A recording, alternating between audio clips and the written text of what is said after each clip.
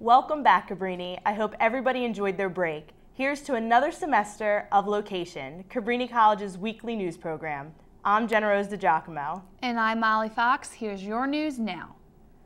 Been there, done that. Ladies, do you have prom dresses that are just sitting in your closet? Dresses you haven't looked at in close to 3 years ago? Well, Cabrini's Club Pink is still collecting prom dresses to give to charity. Simply bring them to the Seal office and you're all set to go. Big changes are happening in the top posts at Cabrini College. Second in command, Provost and Vice President of Academic Affairs, Dr. Ann Sclater, will be leaving Cabrini at the end of this semester to become a Senior Vice President and Provost at Wilkes University. And the first campus interview of a candidate to replace current interim Cabrini College President Deb Takis took place this past week. Finding a new college president is really important now with Dr. Sclater leaving. On Tuesday night in the Cabrini College Widener Lecture Hall, the Cabrini community will look back on the legacy of Dr. Martin Luther King Jr. Students, faculty, and staff members will speak about how Dr. King's work has contributed to their lives. The event will be held at 6 o'clock p.m. and will be accompanied by the Cabrini Gospel Choir. For more information, contact the Director of Student Diversity, Stephanie Reed. And that was your trip around the block. So Nick, tell me what's going on in sports this week. Well, Jenna Rose, we got a huge scandal with Alex Rodriguez, an update on the Eagles, and some Cabrini Sports. Let me tell you all about it. Finally, Major League Baseball is back in the sports discussion, but not in the form they wanted. 38-year-old Yankee superstar Alex Rodriguez received the largest suspension in the history of Major League Baseball. On Saturday, an arbitrator reduced Rodriguez's previous 211-game suspension for performance-enhancing drugs to 162 games over the 2014 season. This does include the postseason. In addition to the suspension, he will be fined $25 million, which, if you think about it, isn't much for a man that's still getting paid his 10-year, $275 million contract that he has with the Yankees. Monday, Rodriguez filed for a lawsuit against Major League Baseball and the Players Union in an effort to get it back on the field. But more and more discriminating evidence is weighing down his case, including a 34-page document of drugs he used. The real question is spring training. He wants to go and get ready for the season, but with all this going on, it could be one of the most selfish moves of his career. Tweet me your thoughts at LOQation News. The Eagles finished their season with a heartbreaking 26-24 loss to the New Orleans Saints. But who's to blame? Alex Henry for missing the field goal, Chip Kelly for being the coach, Nick Foles for being the quarterback? Obviously, I'm just kidding. But the Eagles' future is looking strong with Foles. Foles became the first quarterback since Tommy Thompson in 1949 season to lead the NFL in passer rating, and his 27-2 touchdown to interception ratio is the best in NFL history. His job is not in jeopardy. Who his receiving corps is, because it's just not definite at this point. In other news, Deshaun Jackson's home was robbed Saturday for over $250,000 in jewelry and cash. Police are still investigating. Over the break, Cabrini men's basketball was in full force, with the men's team keeping their undefeated streak intact, extending it to 12 games. Pretty good. And they are now ranked third in the NCAA Division III national rankings. In their most recent game at Immaculata, the Cavs had a dominating performance, winning by 22 with an 84-62 victory. Senior Fran Rafferty led the Cavs with 31 points and 4 rebounds and 2 assists. Not far behind him was junior Aaron Walton Moss, who recorded his 8th double-double in 12 games, with 26 points and 11 rebounds. The women's team is on a winning streak of their own. They've won 3 in a row and remain undefeated in CSAC play. Sophomore Christina Startar led the Lady Cavs to a 68-55 win at Delaware Valley College on Saturday. Startar had 15 points, 3 rebounds, and an assist in the win. The men's lacrosse team has been working hard since the start of the school year. Let's check in with Coach Colfer and 2 players to see if they're ready for their spring season. The season's about to start next week. Our first practice will be on Monday, so guys will come back from winter break, which is always a little bit difficult because we train really hard in the fall and we work out and then they go home for a month.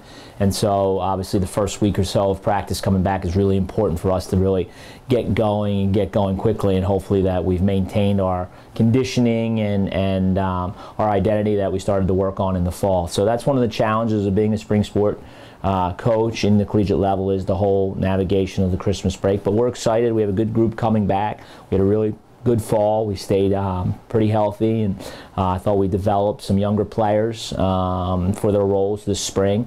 And so hopefully, practice starts and we just pick up kind of right where we started. I'm sure there'll be some early season issues that we need to work through, but if our conditioning's good and our minds are in a good spot, then hopefully that will end for a successful start to our season. The key guys, a lot of those guys that had success last year are back this year. Corey Elmer offensively was a preseason first-team All-American, and he was a first-team All-American last year, led the country in scoring. He'll be back to kind of lead our offense along with Anthony DeSanzo and Ethan Heisman and Damian Sobieski, Mike Lydon. Those guys will be back to really hopefully be the leaders of our offense, with a lot of other guys contributing to our success. All right, so once fall ball was over, we had a close to a 4-week conditioning program with our strength and conditioning coach, where we really worked hard to get a little stronger, faster within the weight room and on the field. So that was, we made good strides with that, and then we had about a month off over break to really work on our own and try and continue to work hard and build up our strength and speed, getting ready for the season.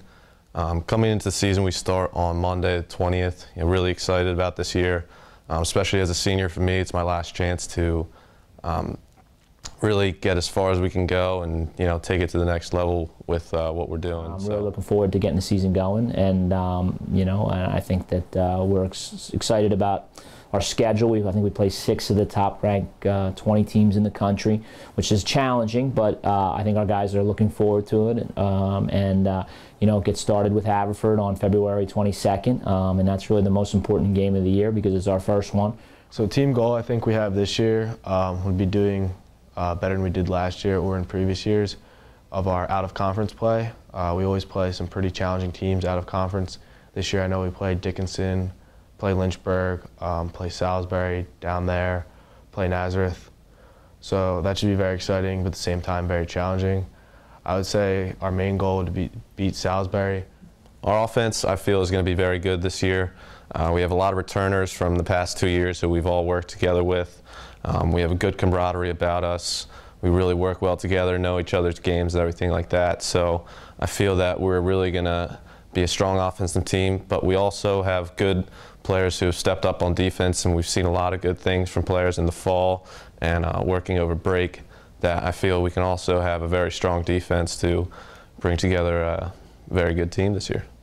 A lot of good home games this year, so we're looking forward to having a good run of it in 2014. Scandal is swirling around New Jersey Governor Chris Christie over lane closings heading to the George Washington Bridge. It is alleged that individuals in his administration ordered that traffic lanes heading from Fort Lee, New Jersey be closed in what is suspected to be retribution for the mayor of Fort Lee failing to endorse Governor Christie during last year's gubernatorial race. Governor Christie stated that he had no knowledge of the lane closures and fired the individual responsible. After suffering through bitter cold temperatures, many people are enjoying the recent weather warm-up. It does, however, have a downside since it's causing major flooding. After the polar vortex froze many rivers and lakes in the northeast, unseasonably high temperatures are melting most of the ice, causing ice to dam up on rivers and flooding many of the areas behind the dams. December 14th marked the one-year anniversary of the Sandy Hook Elementary School shooting in Newtown, Connecticut, where 20 first graders and 6 adults were murdered. President Obama mentioned the anniversary in his weekly radio address, stating, "This is how Newtown will be remembered." Efforts to enable stricter gun laws hit a roadblock in Congress last year, but stronger federal background checks on gun purchases are evolving through presidential actions. Ashlee Simpson is tying the knot again. The 29-year-old singer recently revealed via Twitter that she and boyfriend Evan Ross got engaged during their vacation in Hawaii. The couple has been dating since the summer of 2013. This will be the second time Ashlee walks down the aisle, who was previously married to Fall Out Boy bassist Pete Wentz, who is the dad to her young son Bronx. Insiders say Ashlee Simpson and Evan Ross are very happy together. Hands down, Tina Fey and Amy Poehler are the greatest. Once again, the dynamic duo rocked this year's Golden Globe Awards this past Sunday, December 12th in Beverly Hills, California. Faye and Polar brought a lot of laughs and entertainment to the stage the entire night. More than 20 million people tuned in to the Golden Globes Sunday night, which made it the biggest audience the show has had in a decade. Could it be because of the two awesome hosts? Tweet us your thoughts at LOQation News. Singers Ciara and Future are expecting a baby. Ciara showed off her baby bump Tuesday morning on The View, talking about how 2013 was the best year of her life due to her new album, new fiancé, and becoming pregnant. That was your weekly entertainment update. Now let's check in with Jenna Rose for your news around the world. Prime Minister and well-known Israeli figure Ariel Sharon died last week at age 85 after being in a coma for 8 years. He led the Israeli army through several wars. According to the president of Israel, Shimon Peres, Israel loved him and he loved Israel's children and soil. According to the New York Times, he never stopped dreaming of the day that Israel would finally be at peace. 13 years ago, the Taliban had destroyed almost 70% of the National Museum of Afghanistan's thousands of ancient artifacts. Today, 300 of those artifacts are being restored, while the rest wait in trays and boxes to get their turn at being reassembled. The search for the rest of the missing museum pieces has been underway. According to the New York Times, a group of the archaeologists at the University of Chicago's Oriental Institute is working with the American government on a 3-year-long grant to register all of the objects in the museum. This will help with keeping a better track on all the museum pieces and will protect against future theft. Pope Francis baptized 32 babies this past Sunday at the Sistine Chapel in the Vatican City. Known for his more simple approach on homilies, this time he centered more on the infants. According to the New York Times, he stated that babies cry because they are uncomfortable or that they are hungry, and if so, mothers should feed their babies. Just when baptizing 32 babies wasn't enough, he also selected 19 new cardinals from all over the globe. 16 of them are under the age of 80, making them qualified to access a conclave to vote in the Pope's successor. Over winter break, 16 Cabrini faculty members retreated together in South Philly to learn more about and practice Cabrini mission. They lived in dorm-style rooms for 3 days to take on the food stamp challenge. Let's see how they did. So last week, a group of about 16 faculty members went down and stayed at the Aquinas Center down in Southwest Philadelphia.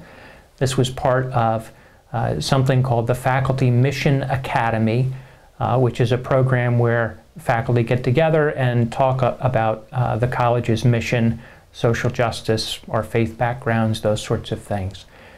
Last week we spent a few days focusing on hunger and poverty issues. We stayed at the Aquinas Center, which is a Catholic retreat center in the city. We did something kind of neat. It was called the SNAP Food Stamp Challenge. In the SNAP Food Stamp Challenge, our mission, so to speak, was to try to live on $4 a day, which is the amount of money that people get if you're on food stamps. So at the beginning of our trip, we broke down into 2 families of 8 faculty members each, and we walked a mile or so to the grocery store, and we spent $65 on food for the next several days, which was basically $4.11 a day. And it was interesting to walk through the supermarket. We started off with some good intentions of healthy eating and buying vegetables and all those sorts of things, but then we ran out of money before we got to the end of the grocery store. And so we started looking in the grocery basket and taking things out. Through that kind of thinking, we did buy enough food for the week, but we ended up with more starch and more carbs and less fruits and vegetables. My words to people who are living on the SNAP budget, who are maybe going through some difficult emotional or difficult financial experiences, is just, you know, my heart goes out to you, and after this experience, I want to do as much as I can to really raise awareness and really try to kind of eliminate a lot of the systemic issues that are leading to homelessness, that are leading to poverty, that are leading to all kinds of other social and economic woes. One morning I got up at 4 o'clock in the morning with some other faculty members, and we went over to a homeless shelter on Broad Street, just north of City Hall. If you remember last week, it was really cold. This was the week when it was like 3 degrees at night. And to be thinking about and working with people who were homeless, were experiencing homelessness, when it's 3 degrees out, made you think a little bit more about the value of shelter.